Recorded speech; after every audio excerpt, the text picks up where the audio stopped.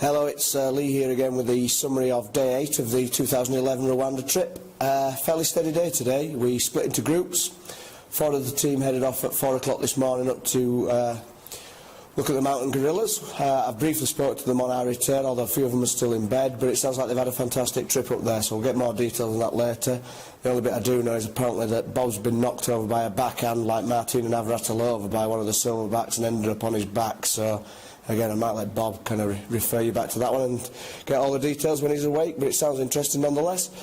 The rest of the group, minus Dave, who's now in Uganda, went back down to Gitarama. Again, it's been a bit difficult sorting out the itinerary as usual over here. We've had a few issues, but we were sort of torn really between trying to find some coaching in Kigali today or going back down to Gitarama. But in the end, we went sort of better the devil, you know, and just went down to Gitarama, hoping to really just find some kids. We had some lined up from St Augustine Primary School down there, and they all turned up. We had a bit of an issue over the field. There was a football game on, so we had to move to a secondary field.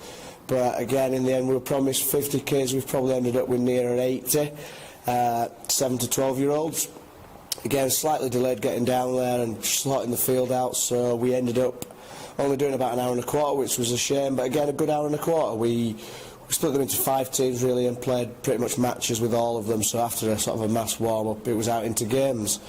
So that was it really, nice and steady. We've been back quite a while. Nothing on this afternoon, so we went up to the Oval hoping to see Big Eric's team play, but unfortunately he'd already lost. Their team game had finished a bit earlier. But fortunately then there was the Right Guards, another team from round here, were practising for tomorrow's game. It was quite interesting to watch a Rwandan club side practising.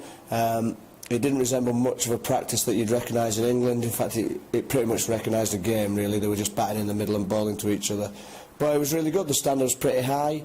We all had a little crack. Me and Jono picked up a wicket apiece, which was nice, caught by Tim.